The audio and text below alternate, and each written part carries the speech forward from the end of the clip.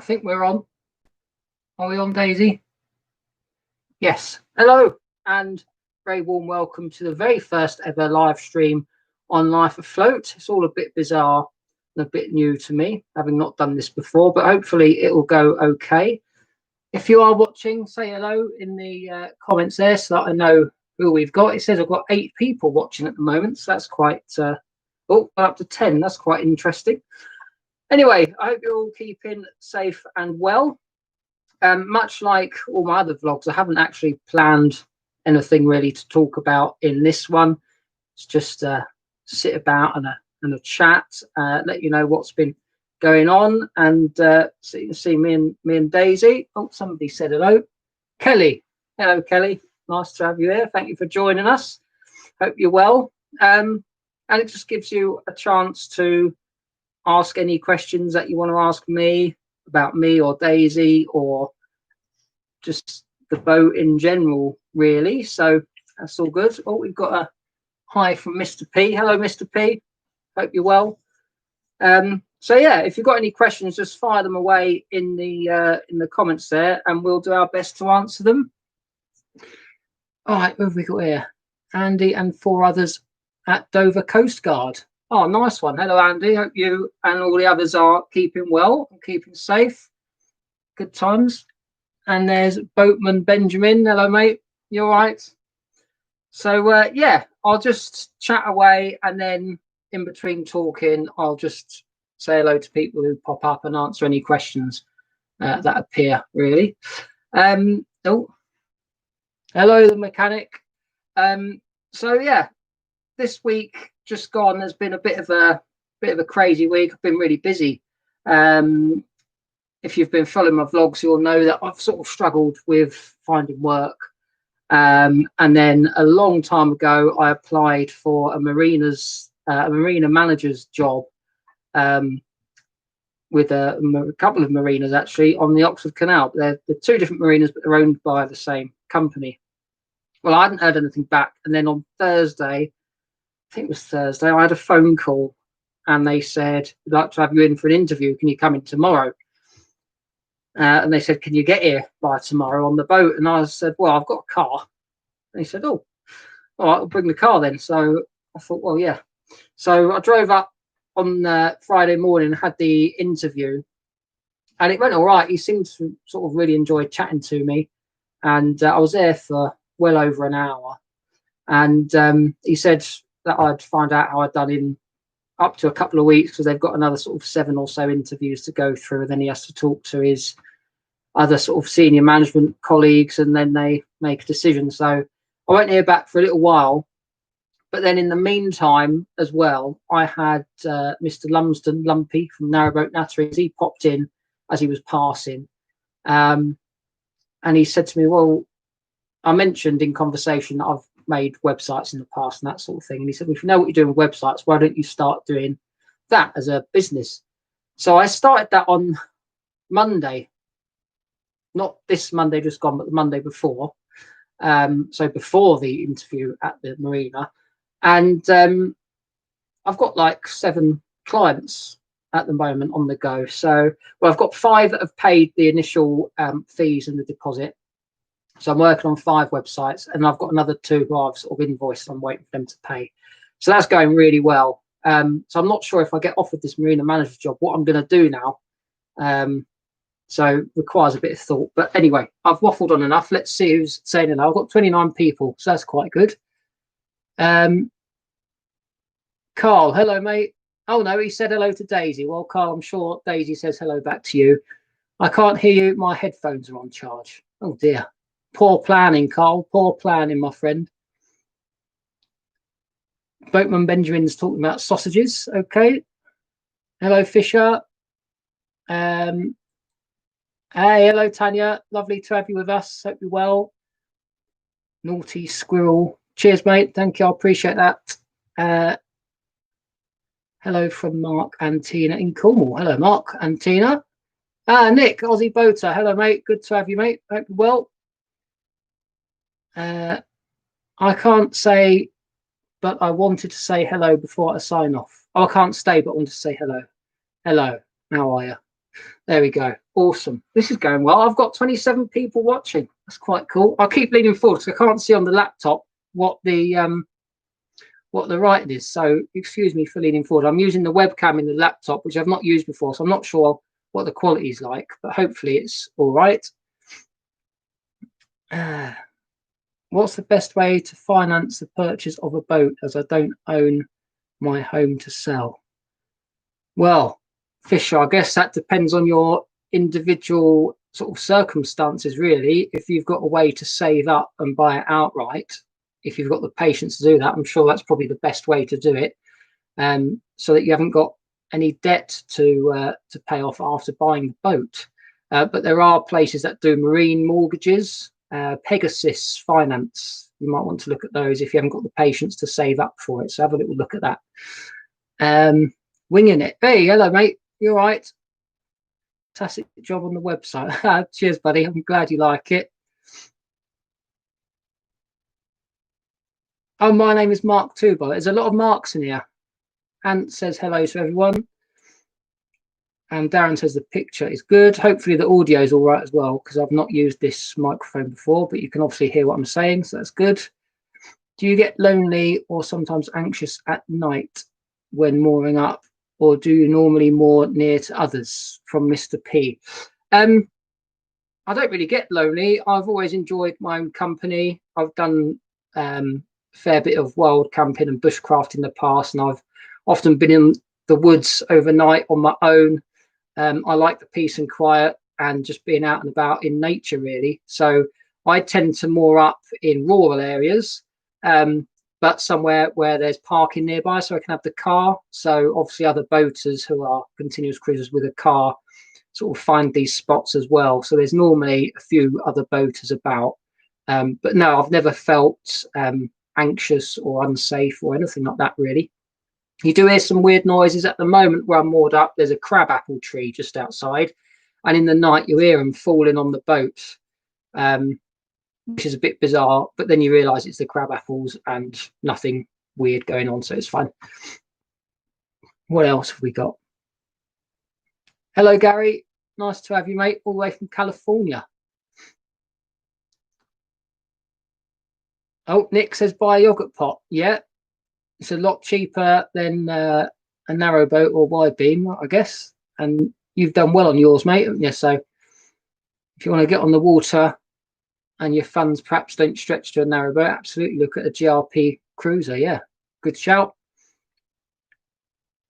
Mark Sheed, are you in a marina or a continuous cruiser? No, I am indeed a continuous cruiser. So I have to move every 14 days. Some moorings are 48-hour moorings if it's a popular sort of canal village or town that you're in. But over winter, those moorings turn into 14-day moorings as well. So no, I'm a continuous cruiser and I like it. It's just the way I like it. Thanks for the advice, no problem. Job front is looking positive. Well, Daisy, people are saying hello to you. You could have a look. No, sorry, mate. She's not interested in saying hello. She's just chilling out. Look, there she is. She just wants to chill out. She's tired. We've been for a long walk, and she's been in the River Nene starts quite close to where I am, just a shallow part, like the stream sort of. But apparently it is the River Nene, I've been told. And she can get in there because it's only about this deep, and she just splashes about and plays with the water as it rolls down over some big boulders in there. So that's what she's been doing, and she's knackered. Hello, Patrick. Nice to have you, mate. I knew you'd be here. Cheers for your support, mate. Darren, you shouldn't have a dog in a car and attend when sun is shining due to heat. Does the same apply in a boat in the summer? Well, Darren, it can get incredibly hot in the boat. It's a metal tube, so if it's in direct sunlight, it does get very, very hot. So yeah, you know, it's not advisable to leave your dog there. If I've got the side hatch, I've only got side hatch on one side. It'd be nice to have one on both sides, but I've got side hatch on one side. If that's at the water edge and not the towpath, if I'm just nipping out for a bit, and Daisy can't come for whatever reason, I'll leave the side hatch open, open for her, and I leave the other two little windows in here open, and then the blinds shut to keep the sunshine out, if that makes sense. And it seems to keep it fairly cool, so it doesn't get massively hot in here if the blinds are down and the side hatch is open, basically. But yeah, it can get very, very hot. Looking cozy there. Have you still got your piano? It is cozy, Tanya. Yes, the piano is over there, the other side of the sofa. I haven't figured out a way yet to rearrange things to get the sofa further over, because as you can see here, like, it's quite close to the stove. That's about, I don't know, what's that, 40 centimeters, 35, 40 centimeter gap. So it does need to move over a bit more. But yeah, that's unfortunately, I haven't figured out a way to do that just yet. Gary, did your guest VIP visitor get on well with Daisy? Yes, Gary. In fact, he is here. Patrick is watching this at the moment, and yes, he did get on well with Daisy. Daisy took a bit of a shine into him, I think. So yeah, they got on well, and Patrick seemed to have a good day as well. So it was all good. So where are we at? We've got 5 thumbs ups and 37 people watching. I didn't really expect so many people watching, because I've got, obviously the channel's small, yeah, in terms of a YouTube channel. So I didn't really expect to have many people watching. I thought maybe I might get 5 or 6 people, but I've got 38 now. So that's it's good. What's Peter saying? My dogs are stupid in the hot weather. They refuse to sit in the shade or drink water. Yeah, Daisy's a bit the same. She gets too hot and bothered. She just doesn't really know what to do with herself. And she just sort of panics, you know. And yeah, she won't drink water. She won't sit in the shade. She'll just sit in the sunshine. And she don't really use her common sense when she's too hot. Real cool dog. She's chilling out, mate. Look, nothing on the telly. No, well, hopefully this is a bit more interesting than some of the programs that are on TV, mate. But you know, it might not be. But there we go. So yeah, as I was saying, the website thing is going really well. So I built my business website, which is simplewebsitesolutions.co.uk. And then I had an inquiry come in today, actually, from a mobile hairdresser. She wants a website, and that was an inquiry, word of mouth, from a nail salon whose website I'm doing at the moment. So I got recommended even before I finished her website. So she obviously trusts me to do a good job. But yeah, that was nice to get that recommendation. But anyway, we're moored up near Weedon at the moment. I am moving on very, very soon because my 2 weeks is going to be up. So I need to move the boat, and we're probably just going to go to the other side of Weedon because other than that, there's nowhere really good that I can stop with parking nearby until I'm at the top of the Long Buckby lock flight, which is 7 locks. And there's some parking there near the Star Inn pub, I believe it is. That's quite nice. Been in there for a bit of food a while ago, and it was all right. But it's a nice place to moor up around there. You've got the junction of the Leicester Arm just past there as well, and it's really nice countryside around there. Good pick from the laptop. Yeah, it looks all right on my screen, Patrick. So hopefully it's looking good on everyone else's screen. What's the furthest you've travelled so far? Do you tend to stick in the same area? Well, yeah, because I've got my girls that live with their mum, obviously, in just outside Buckingham. I see them every week. So I generally, at the moment, am kind of tied to a set sort of cruising area. So I've been down the furthest towards sort of London direction, if you like, on the Grand Union, is just outside of Tring. So I haven't actually got really anywhere near to London yet. But that's where I was, just outside of Tring during lockdown. And now I'm just basically up by Northampton. So I tend to try and keep close-ish to Milton Keynes if I can. sort of Milton Keynes, Leighton Buzzard area, because that's not too far away from the girls. So I'm always like to try and be within an hour's drive of them, really, if I can. What else have we got?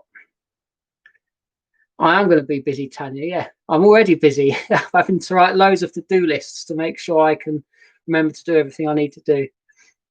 How do you get back to your car? So after moving the boat, me and Daisy, we just walk back to where the car is and then go and get it after we've moved the boat. I did it the other way around once, and it was last winter. I actually checked out the moorings the evening before. It was about 8 o'clock, and I went to this place because I'd not stopped there before. I just found it on the map, and I wanted to sort of check out the parking and the moorings and stuff. And I went down, took the car. There was loads of space for the boats, so I thought, brilliant, I'll leave the car here and I'll walk back and then move the boat down first thing in the morning. And I did that, but there was no place to put, there's no space to moor up. So I thought, oh no, and it was raining, it had been snowing, it was a really cold day. My hands were completely numb. I was wet. I wasn't very happy because I then had to go all the way into Marsworth, which was through another 5 locks and the most awkward of swing bridges. And it was freezing cold, and it took me like another 3 or 4 hours. And I was very grumpy when I got to Marsworth. But I normally just walk back and get the car after I've moved the boat. So that answers that. Can I ask, what brand of coal do you use? You're moving to boat next year. Want to get as much detail as possible.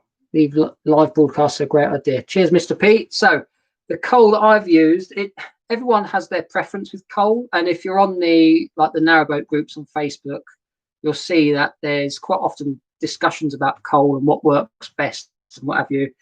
I've got a Morso squirrel stove, and I find that what's it called? Supertherm works best for me. A lot of people rave about Excel, but my personal experience with Excel is it burns out very quickly and leaves a huge amount of ash. Whereas Supertherm, I can get to stay in for 20 hours, and it will still be burning after that. And there's obviously a fair bit of ash, but it's nowhere near as much as the likes of Excel, or I've tried quite a few. Stove Glow, I think it's called, or Slow Glow, something like that. I've tried that as well. And I've tried, is it called Braziers? You often find it at petrol stations and B&M and that sort of thing. That was rubbish. So I just stick to Supertherm now. And I find one bag is about 12 quid, and that lasts 6 days or so, something like that, if the stove's on all the time. Hello, Emma and Fiona. Nice to have you here. There you go, guys. That's a bit of a privilege. Narrowboat Girl is on. She's over 10,000 subscribers on her channel. Go and check her out. Nice to have you. Hope you're well. Would you ever consider a diesel stove? I've no experience of diesel stoves, so I don't really know what it's like to have one. I'd like to see what it's like in someone else's boat, so I can get an idea. But I do like having the fire. And I don't know if a diesel stove, does it have flames, or is it all enclosed? Has it got a glass door where you can see the flames? I don't know. I like the coziness of a fire. So if I saw a diesel stove and you could see there was a fire in there, then yeah, I'd consider it. But I have no idea about how it would be set up or where the diesel feed would come from or anything like that. So it would need a lot of research. Did you buy your boat through a broker or private? How much do you need to pay? Bought the boat privately. We looked at a few in the likes of Wilton Marina. And to be honest, I know a few people that are going to be watching this have bought boats from Wilton Marina, but the budget that I was looking at, the ones at Wilton Marina were in pretty poor states, to be honest. Needed an awful lot of work doing. They had damp inside. The base plate was rusty on the inside, and that causes a bit of concern. And there was a lot of issues with the ones that we looked at within the budget. So this one we bought privately, and I mean, it's had a lot of work done on the inside, but it's a sound boat, and yeah, it's nice. Hopefully we've added a bit of value onto it, but with boats you always lose money in the end. It doesn't sort of appreciate anything like a house does. It always depreciates like a car. But hopefully, due to all the work that's been done inside, because it did get pretty much gutted, which is what it needed, and then it's got new galley, new flooring, new steps, new cupboards, new dinette. I've just done the bathroom as well. If you look at my channel, I've turned that into a walk-through bathroom instead of an off-corridor one. So hopefully we've added a bit of value to it. And yeah, I don't know. I don't know what it's worth now, to be quite honest. But what you need to pay, it depends on what you're looking for, really. The newer the boat, the more expensive it is. The bigger the boat, the more expensive it is. There's such a vast range of factors that affect what you need to spend on a boat, depending on what you want from it. So I can't really answer that in great detail, I'm afraid. Hello, Swannies. Good evening, Mark. A few familiar faces on here tonight. My question: how regularly do you come across other YouTubers? And who's your favourite? Oh dear. Right, what other YouTubers have I got watching? I'm going to say that they're the favourite ones. No, the first YouTuber I met was Nick, Aussie boater, just outside Old Linslade. Not long after lockdown, actually. Nice guy, very nice guy. I've met Boating Beyond, and I've met Mr. Lumsden, Narrowboat Natterings, and that's the only. Yeah, I don't think I've met any others. So who's my favourite? I watch a lot of channels, and I like them all really for their own individuality. That's the thing about vlogging. There's no right or wrong way to do it. It's just how you do it. It's your own style. And if people like it, that's great. If they don't, it doesn't matter. It's your style of vlogging, isn't it? So I don't know. I don't really have a favourite, to be honest. I know that sounds like a bit of a cop-out, doesn't it? But you've kind of put me on the spot, and I don't want to offend anyone. So no, I don't have a favourite. What's your opinion on bow thrusters? 57-foot boat build starts early November, and I'm undecided. I've no experience of bow thrusters. This is 61 foot, and when I first got it, I had to move it into Milton Keynes Marina, and I had to reverse it all the way around the whole marina and get it into a bay where the space to turn it into was shorter than the boat, if that makes sense. And it was difficult. There might have been a little knock here and there, but I learned how to reverse and how to steer in tight spaces. So I personally don't see the need for them, but they certainly would come in handy now and again, I think, to make life easier. I guess it depends. You've got to weigh up the pros and cons really about the cost of having them fitted, and then I don't really know. Do they any maintenance doing to them? I don't really know much about bow thrusters, I'm afraid. But from a personal point of view, I don't bother with them. But I've heard people that swear by them. So it's very much an individual choice, I think. Really, tell you what, if you can have a go at driving somebody's boat, or sailing it, or piloting it, whatever you want to call it, without the bow thrusters, just see how you get on. That's what I'd do if I was you. Right, who else have we got? Cruising the Cut, certainly up there on my list. Yeah, absolutely. Oh, message retracted by Mr. P. Oh, what did he say? What editing platform do you use, and are you happy with it? Are there any free ones any good? I use Coral Video Studio Pro X9, I think it's called. Coral Video Studio anyway. And I'm very happy with it. It's pretty straightforward to get your head around. And if you don't know how to do something, you can just YouTube it. There's loads of tutorials about how to do something in that program, which is good. I know people that use, I think it's called Filmora, something like that. I don't know if that's free or not. I don't know any free ones, I'm afraid. Coral Video Studio I paid for.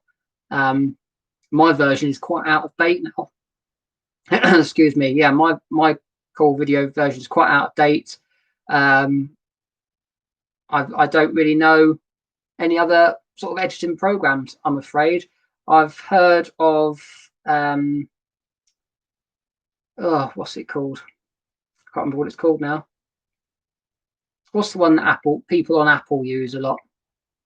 I can't think what it is, but there is a free version out there. DaVinci Pro, that's what I think it's called, which apparently is very, very good, but quite difficult to get your head around. So I guess it depends how good you are with that sort of thing. But again, there'll be tutorials on YouTube for everything, I would imagine. What's your thoughts on double glazing? I think it's a good idea, to be quite honest. If I had the money, Patrick, what I would do is have double glazing put in, certainly where the bigger windows are in the saloon area, because you do lose quite a bit of heat out of these ones in the winter. And I think it also helps with the condensation, because I leave the windows open all year round at the top.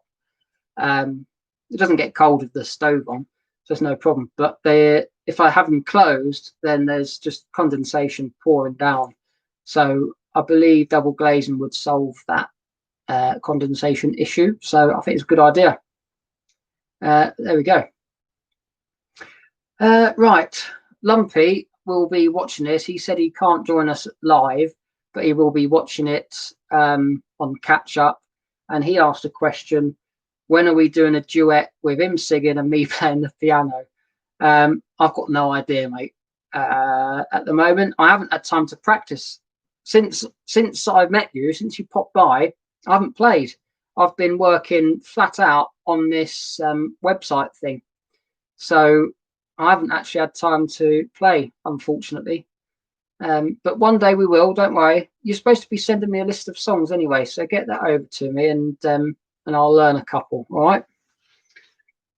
Why did you choose your style of boat, i.e. a trad? Well, Nick, when I was looking at boats, I had in my mind a list of things that I wanted from the boat. So I wanted a cruiser stern. I didn't want a trad. That was the last style of boat that I wanted. But I went for it because when I got on this boat, it just kind of felt a comfortable place to be, even though it needed a lot of work inside. It felt like a comfortable place to be. The space inside the boat was great compared to other boats I'd seen on that sort of budget that I was looking at. And also for me, the handrails on the outside on the roof, they're proper round rails that you can get your hand all the way round. For my girls, I wanted that. I didn't want the I don't know how to describe it. It's not a proper round rail on the others. It's kind of like the side of the boat goes over and then there's a lip that folds down. You can't get your hand all the way under. You just hold over the top of it like that. So for my girls, I wanted the proper rails along the top. That was quite a big thing for me. So I sort of made a compromise really on the stern, and I've got no issues about having made that compromise. I'm very happy. Check out the Girls and Narrowboat experience for diesel stove. Okay. What is the other source of heating the boat? How do the radiators work, water or fuel? So Gary, my boiler here has my stove has a back boiler in it. It heats the water that goes to 2 other radiators. When I first bought the boat, there was 3 radiators. There was one just up there, the other side of this sofa. That one got absolutely roasting hot, but then it was roasting hot in here anyway without that because the stove's here.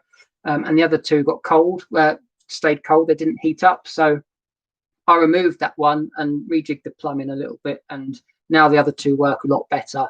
Although the middle one, which is the second one in the series, in the circuit, still doesn't really warm up very much. But the bedroom one gets quite hot now. So that's good. But yeah, I've got no additional heating. It's all done by the multi-fuel stove and the back boiler. What preparations are you making for winter? How will you cope if frozen in? Well, I've started buying coal. I'm trying to buy a couple of bags of coal each week so that I can build up a bit of a stock. How will I cope if I'm frozen in? Well, I'm working from the boat now, doing the website, so I don't have to struggle to get out to go to work. So I'll just have to make sure when the proper winter months come that I've got plenty of food in the cupboards, tins, pasta, all that sort of stuff, and obviously plenty of food for Daisy, and we'll be all right, to be quite honest. It should be fine, fingers crossed.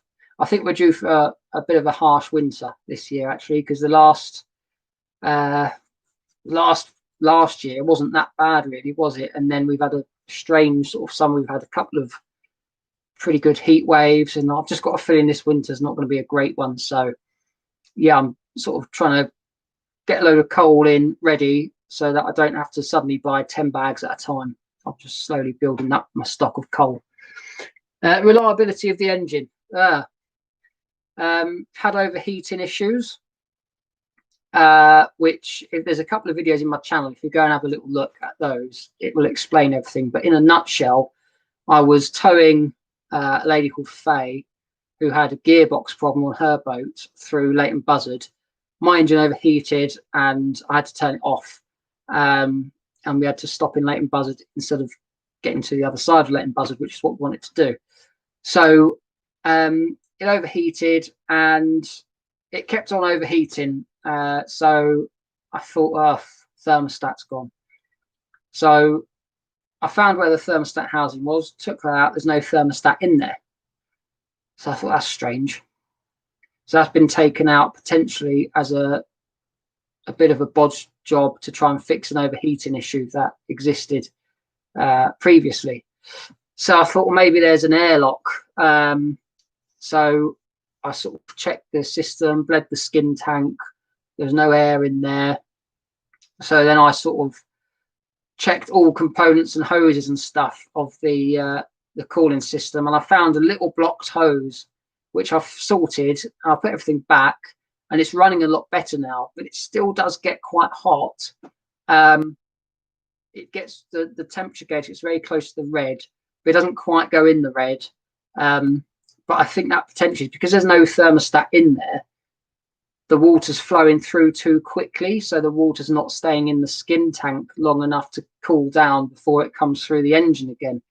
So I think if I put the thermostat in there, it's going to slow the flow of the water down, and hopefully that will solve the problem. I've got the thermostat, I just need to find the time to actually pop it in. Toilet, what sort do you have? I have a cassette toilet, Tanya, and a lot of people might think, oh, it's not very nice having to empty a cassette toilet. Really, it does not bother me. You get used to it. It's a 5-minute job and it's done. So it's no issues for me. I wouldn't want to pump out because the storage tank for that obviously takes up a bit of space and you have to pay to get it pumped out. So that's not an option for me. Composting loos, well, no. I don't really fancy storing bags of my rubbish to then take to the bins. So I think a cassette toilet for me is the best option. How do you heat your hot water, Nick? I've got just the calorifier at the moment. I do have an immersion heater, which doesn't actually work. I need to check because, do you know what? I think it might only work if the boat's plugged into shoreline power. I need to try and check that somehow. Maybe I'll get a generator and I'll connect shoreline power to the generator and then put the immersion on, see if it works. That's a way to test it. Thank you for that question, because you've just made me solve a potential way of testing the immersion out, so I appreciate that. I'm back. Did you finally get your new glass in your stove and bolts? The new glass in the stove? No, it's not in there yet. I've got the new glass, I've got the bolts, but I haven't got round to getting the old ones out. somebody on Facebook was selling a new door altogether, the whole lot, brand new door with glass and everything for 30 quid, which is a right result. So I messaged her because they're 200 quid new. So I messaged her thinking that would be handy because this vent on the top here, that is properly seized. That is not budging. So it would solve that as well for 30 quid. I thought that's probably the best option. So I'm looking at getting that from the lady on Facebook. And then I have a spare glass and spare bolts when it needs changing in the future. Right, where are we going? Narrowboat changing pace. Hello. Nice to have you with us. Sorry you're late to the party. No problem. No problem. You're here. I appreciate that. What have we got? Difficulty of removing rubbish around the prop when it happens. I haven't had anything stuck around my prop yet, so I can't really comment. I know a lot of people do get things caught around their prop. I've heard of an old mattress being wrapped around the prop and on clothes and fish, just completely random stuff to find in the canal. But unfortunately, people do dump stuff in the canal. But I've been quite lucky at the moment. I've not had to get in the weed hatch and cut anything off. I do check the weed hatch and check my props clear, and it always has been. So I haven't had that issue yet, thankfully. It is a bit of a bargain, Tanya, yes, and paid for by some websites, which is quite nice. So it's all good. New door, certainly way to go. I think so. For 30 quid, you can't complain at that, can you? Plus postage, which is actually about 16 quid in itself, she said, because it's obviously quite heavy. So there we go.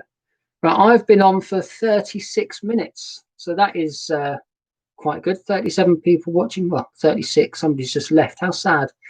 Oh, does your solar cover your needs in spring, summer, autumn, or just summer? So my solar panels are a total of 510 watts, I think it is. And in summer, absolutely spot on, no problems whatsoever. Now I'm needing to run the engine from sort of 4 o'clock onwards till about 8 o'clock, because you're not supposed to run the engine past 8 o'clock because of the noise and disturbing other people. So yeah, I'm having to run the engine. And yesterday it was completely dull all day, and I had to run the engine for most of the day. So that was a bit of a bummer. But ideal in the summer, they're great, but only the summer really do they actually cover all of my sort of power needs, if you like. I've got a generator which is in the car. I need to get it out of the car because it's better than running the engine. And I connect a pretty beefy battery charger to the battery bank from that and charge them up with the generator so I don't have to run the engine. But yeah, so basically covers all my power needs in the summer for sure. And then not so much in the other months, unfortunately. Spring, most of the time is okay. But yeah, it's just today, really. No, yesterday, sorry. Today's been a good day. Yesterday was sort of like pretty bad. Had to run the engine quite a lot. Thank you, Mark. I wonder what the back boiler was. Does it bring challenges to navigate the locks? I don't think, well, it's certainly easier if you've got other people to help you with the locks. But what I do is I just make sure I take my time. Don't let anybody rush you. If there's people sort of waiting to come the other way or whatever, don't let anyone rush you. It's your home inside the lock. You don't want to muck it up. Just take your time, think about what you're doing, and you'll be fine.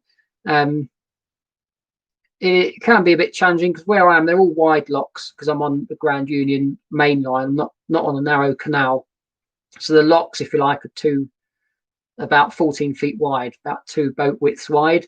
So you've got to make sure you've got your centre line up the top so that you can keep your boat where you want it, keep it off the sill if you're going down. And then if you're filling a lock, keep your boat to one side and just open up the ground paddle on the same side of your boat, and the water will flow in across the lock, bounce back off the wall, and it will pin your boat nice and steady to that side of the lock so it won't move around and crash about too much while the water's filling. Just take your time. It's fine. It's fine. Right, it's got to say this has been a great web chat. I think you've found another new regular slot. Thank you, Mr. P. I appreciate that. It's the first live I've done. I'm quite pleased with how it's gone, to be fair. I'm such a numpty. Okay, then, Gary, I won't comment on that. I don't want to cause an argument with you, so I won't deny it, but I won't agree with you either because that would be very rude. If they're in a rush, they can put you through. Not sure what you mean by that, I'm afraid. Did I miss something? Maybe I missed something. But there we go. So I think it's probably about time for me to depart and leave you all to it. We've been going for 40 minutes, which is pretty good going, I think. But because I didn't get a vlog out, I wanted to do a vlog yesterday. I like to get vlogs out on a Wednesday. They seem to do a bit better on a Wednesday if I publish them at 4 o'clock for some reason. No idea why, but it seems to be the case. But I didn't obviously get a chance to do it yesterday. I was so busy. I didn't have time to record a vlog or edit one. So I thought, you know what, I'll do a live tonight and that will put a bit of content on the channel as well, because this video, I think, saves into my channel as a live stream recording. So that should be in the channel forevermore. So I thought, good idea to do a live, see how it goes. And then if it goes really well, maybe do like a monthly sort of live broadcast on YouTube. So I think I might do that once a month. If they are in a rush, they can through. In theory, pinning your boat with the ground paddles. Oh, right, see, yeah. We're talking about the locks. So if other are in a rush, yes, I see what you mean. Yeah, if the other people are in a rush, they can help you get through the locks. Absolutely. And generally, solo boaters are offered a bit of help from other people. But yeah, just take your time, as I said, and it's all good. You're a natural in front of the camera. Thank you. Cheers, everybody. Oh, what about a companion for Daisy? Oh, not at the minute, Patrick. Not at the minute, mate. Maybe in the future. But maybe in the future. Certainly not anytime soon. Good night, everyone. Cheers, Mark.